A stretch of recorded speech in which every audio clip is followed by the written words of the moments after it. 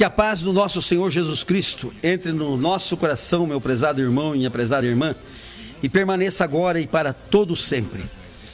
Quero trazer uma mensagem hoje que nós vamos encontrar no livro de Isaías. Isaías é o grande profeta do Antigo Testamento. Isaías, no capítulo 26. Isaías, no capítulo 26, quando ele fala sobre a vereda dos justos. E o título da nossa mensagem hoje é A Vereda dos Justos, ou seja, o caminho dos justos. O que está escrito aqui? Está escrito assim, no capítulo 26, no versículo 4. Confiai no Senhor perpetuamente, porque o Senhor Deus é uma rocha eterna. Vamos repetir. Confiar no Senhor Deus perpetuamente, porque o Senhor Deus é uma rocha eterna. E no versículo 7 ele diz assim: a vereda do justo é plana, porque tu, que és justo, Senhor, aplanas a vereda do justo. E no versículo 12, nós vamos encontrar aqui mais uma palavra: Senhor, concede-nos a paz, porque todas as nossas obras, tu as fazes por nós. E no capítulo 27 de Isaías ainda, no versículo 3, está escrito assim: eu, o Senhor, vigio a tua vinha, e a cada momento a rego, para que ninguém lhe faça dano. De noite e de dia, eu cuidarei dela. Vejam que lições nós recebemos aqui do profeta Isaías, falando a respeito do nosso Deus, a respeito do Filho de Deus vivo, que é o Senhor Jesus, e a respeito do Espírito Santo, que é quem mora conosco. Vamos no primeiro versículo que nós falamos assim: confiai no Senhor perpetuamente, porque o Senhor Deus é uma rocha eterna. Meu irmão, eu às vezes, quando leio a Bíblia hoje, o meu coração se entristece, porque lá na Igreja Católica me ensinaram coisas erradas, me ensinaram coisas erradíssimas, me ensinaram que Pedro era rocha, e que o Papa é a rocha, e que o Papa é a base da igreja, que o Pedro é a base da igreja, que eles são as rochas da igreja. Oh, meu Deus! Aí eu fui estudar realmente a palavra de Deus, e o que é que eu encontro quando Jesus diz: Pedro, e vós o que dizeis que eu sou? Pedro diz assim: tu és o Filho de Deus vivo. E Jesus volta-se para Pedro e diz: Pedro, Petrus significa pedrisco, tu és Petrus, Kefas, tu és Petrus, ou seja, Kefas, que era o nome de Pedro, tu és Petrus, tu és pedrisco, tu és pedrisco. Super Ankpetram, sobre esta pedra, esta verdade que você acabou de falar, edificabo ecclesiam meam, e sobre esta pedra edificarei a minha igreja. Vamos repetir. Quando Jesus perguntou: e vós? Porque Jesus perguntou: o que o povo diz que eu sou? Os discípulos disseram: uns dizem que você é Elias, outros dizem que você é um profeta qualquer. Aí Jesus perguntou: e vós? Quem dizeis que eu sou? Aí Pedro diz: vós sois o Filho de Deus vivo. E Jesus disse: muito bem, Pedro, mas não foi você quem disse isso, mas o Pai que está no céu é que te inspirou esta palavra. E aí Jesus disse: Kefas, tu és Petrus, et super Ankpetram, edificabo ecclesiam meam. Vou traduzir: Pedro, você é um pedrisco, você é uma pedrinha, mas sobre esta verdade que você acabou de falar, super Ankpetram, sobre esta pedra que você acabou de falar, a verdade ao qual seja que eu sou o Filho de Deus, edificabo ecclesiam meam, edificarei a minha igreja. Eu aprendi, meus irmãos, como você deve ter aprendido também, que a rocha é Pedro, que a rocha é o Papa. Só se ele chamar José da Rocha, Antônio da Rocha, Joaquim da Rocha, só se ele tiver esse nome, porque ele é Petrus, ele é pedrisco, ele é pedrinha, ele é pedrinha, mas ele é vaidoso, ele é metido a sebo, então ele diz que ele é o bom, então ele diz: eu sou a Petram. E ele não é pedra coisa nenhuma, porque a pedra está escrito aqui, ó. Já Isaías, ele dizia que a pedra, a rocha eterna, era o nosso Deus. Interessante que o próprio Pedro, no seu primeiro sermão, quando ele saiu do cenáculo, ele prega aquele povo todinho e diz: e aquele Cristo que vocês crucificaram, ele era a pedra de esquina, ele era a pedra fundamental sobre a qual nós vamos construir a igreja de Deus. O próprio Pedro diz: eu não sou pedra nenhuma, eu não sou rocha nenhuma. Mas a igreja católica, para poder instituir o papado, para poder inventar o papado, para poder inventar a autoridade do Papa, diz que Jesus disse que sobre a pedra que era Pedro, ele edificaria a igreja. E ele diz: Petrus, Kefas, tu és Petrus, tu és pedrisco. É super Petram sobre a verdade que você acabou de me falar, que eu sou o filho de Deus, eu vou construir a minha igreja.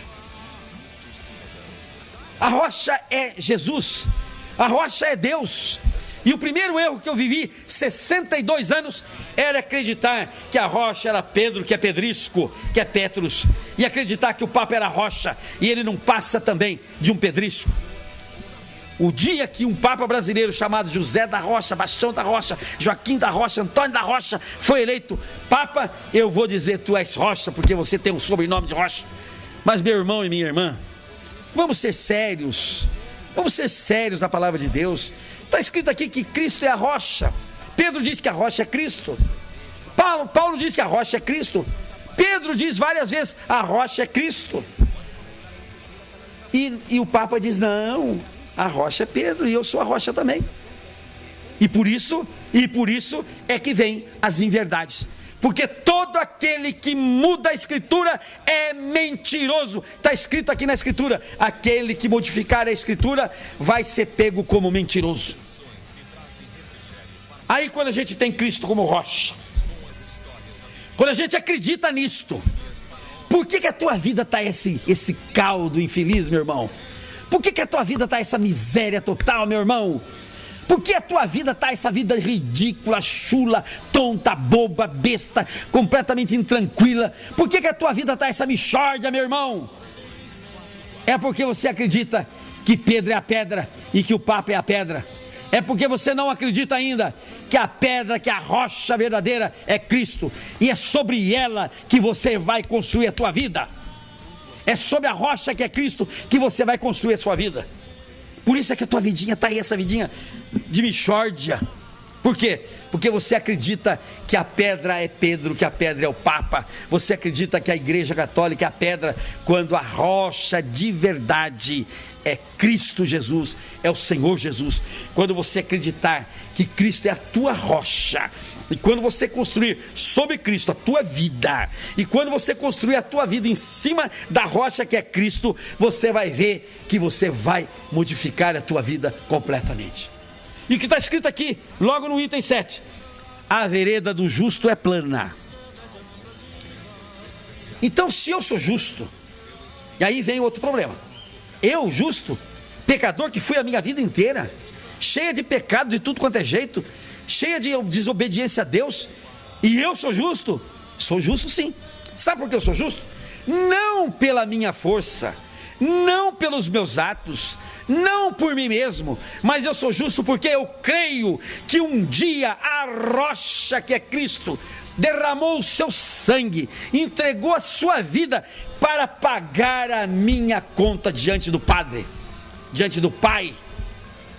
Um dia o Senhor Jesus entregou a sua vida por mim, derramou o seu sangue e chegou diante do Pai Altíssimo e diz: Pai, o que o Francisco lhe devia, Pai, está pago agora. Risca aí a caderneta das desobediências dele, dos pecados dele. Risca aí a desgraça que ele fez na vida dele.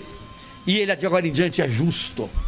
Então eu sou justo, não é pelo meu esforço, não é pelo meu merecimento, não é pela minha ação. Eu sou justo porque um dia a rocha viva que é Cristo entregou a sua vida, entregou o seu sangue, derramou o seu sangue para que a minha conta fosse paga. Então, se eu sou justo, agora a minha vereda tem de ser plana.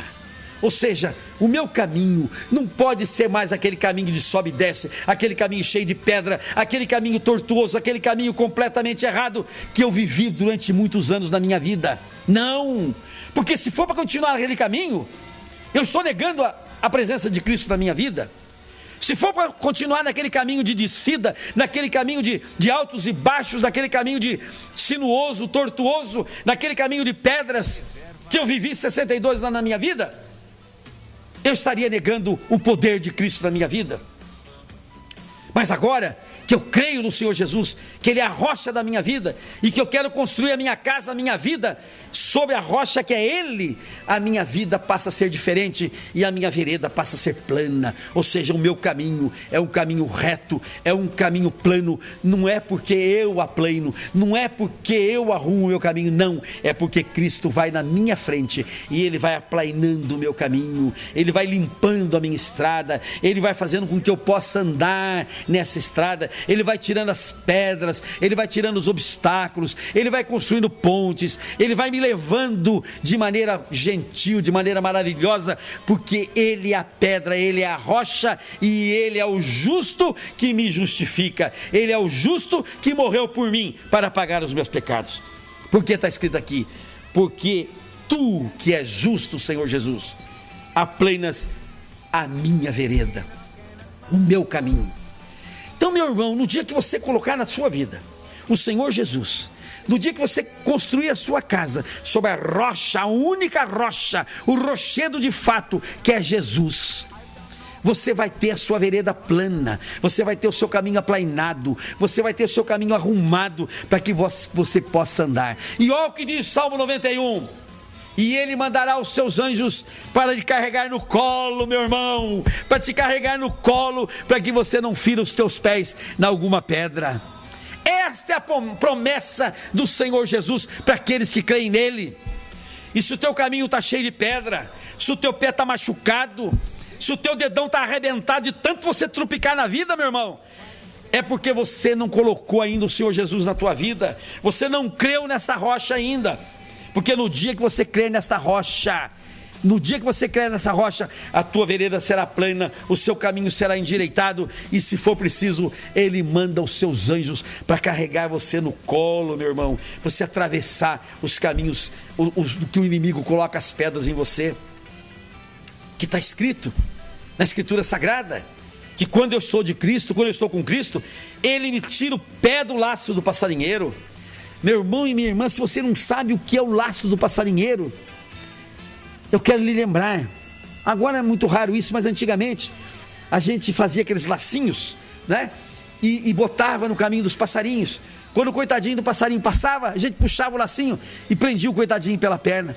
Ele podia se bater, ele podia fazer o que fosse, que estava preso pela perna. Assim é a ação do cão, do Satanás, do demônio, do diabo na tua vida. Ele põe laços no teu caminho, para você botar o pezão ali, né, e ele puxar o laço, e você está preso. Por isso que existe tanta gente na droga, tanta gente na prostituição, tanta gente na bebida, tanta gente na pobreza, na miséria, tanta gente na doença, tanta gente na enfermidade, tanta gente inventando males, porque o demônio faz com que a gente invente males. Quanta gente levantando cedo e inventando um mal na sua vida, queixando-se de uma dor que não tem, mas quer ter, queixando de uma doença que não tem, mas faz questão de ter. Eu tinha um médico amigo meu que dizia assim: Francisco, entra aqui um cliente e eu vejo que ele não tem nada, mas se eu falar para ele que ele não tem nada, ele fica bravo comigo, ele vai embora e me difama, ele vai embora e diz: eu fui no médico e ele não descobriu nada que eu tinha. Que médico é esse?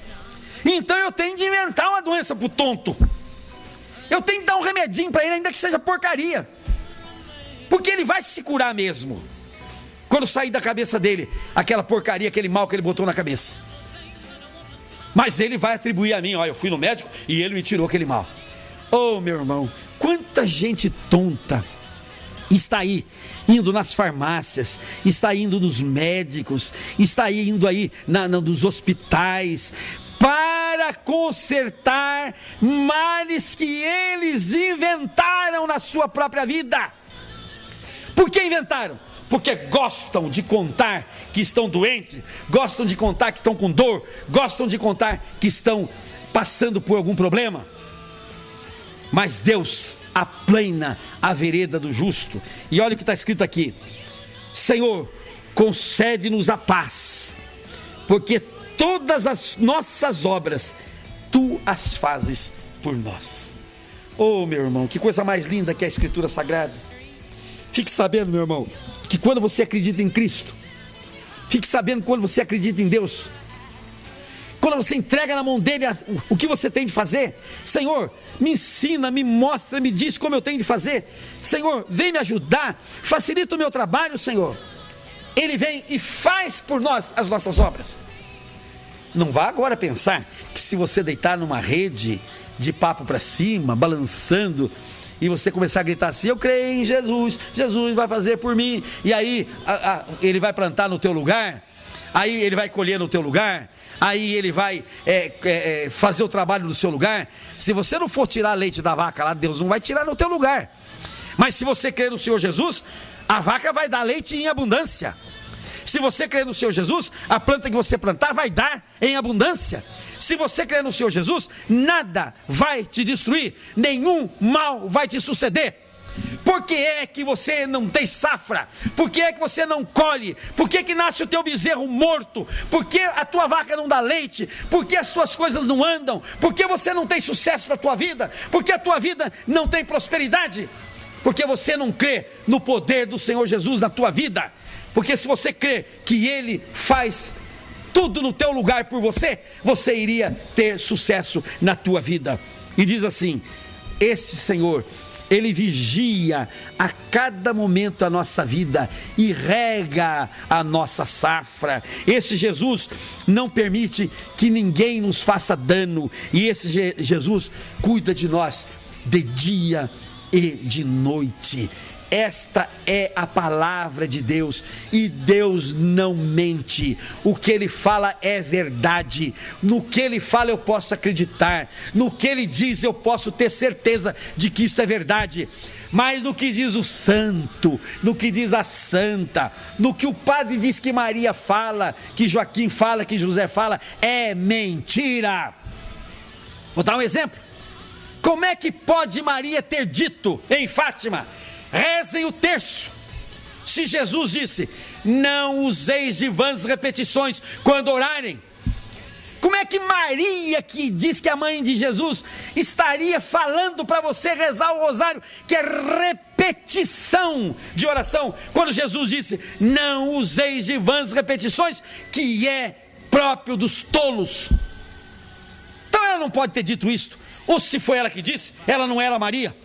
Que Maria jamais iria aparecer para falar alguma coisa que não fosse a mesma coisa que Jesus falou, porque ela disse: fazei tudo quanto Ele vos mandar.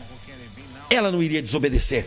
E Jesus disse: quando orardes, não useis de vãs repetições, mas orardes assim: Pai nosso que estais no céu, santificado seja o teu nome, venha a nós o teu reino, seja feita a tua vontade, assim na terra como no céu.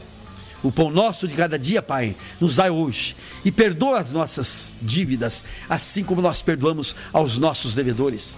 E não nos deixes, Pai, cair em tentação, e nos livra de todo mal, Senhor, porque teu é o poder, a honra e a glória para todo sempre. Amém. Assim seja. Que Deus te abençoe, meu irmão. Que você seja feliz. Que você ponha na sua vida a rocha viva, que é Jesus, e seja transformado para uma vida de vitória, uma vida de sucesso, em nome do Senhor Jesus. Amém. Assim seja.